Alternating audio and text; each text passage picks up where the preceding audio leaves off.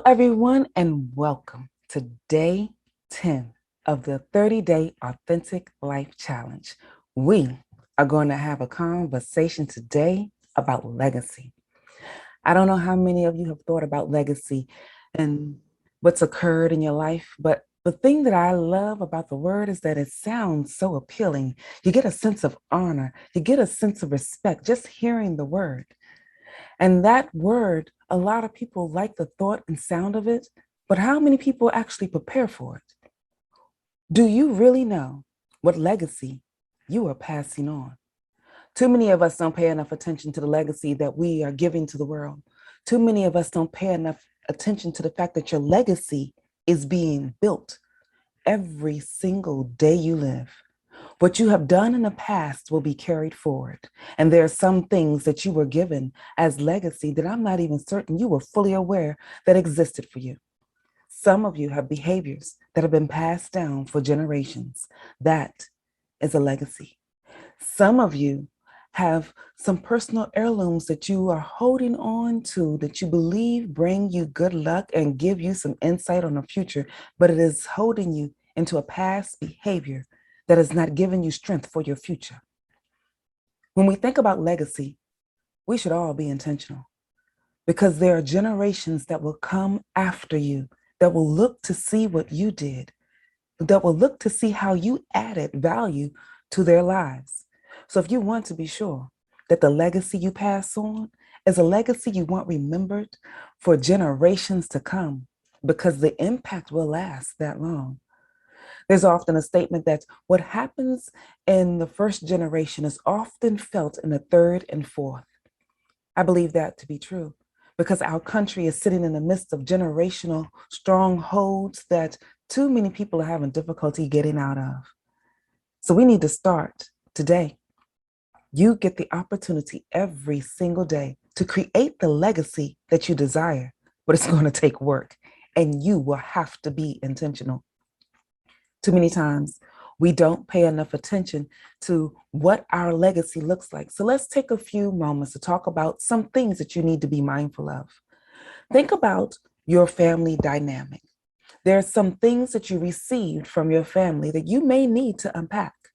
I know for me personally, I was raised in a family of entrepreneurs. That was a phenomenal element for me. And I'm thankful because that was a good legacy that was given to me. I don't know that they were really paying attention to the fact that they were passing that on as a legacy, but it was good and I'm grateful. It also gave me the thought process to be a hard worker. It gave me the thought process that I have to create my destiny. It gave me the thought process that I have to prepare and work for what I truly want in this life. But there were also other things that were passed on. And it happens in families all over the world.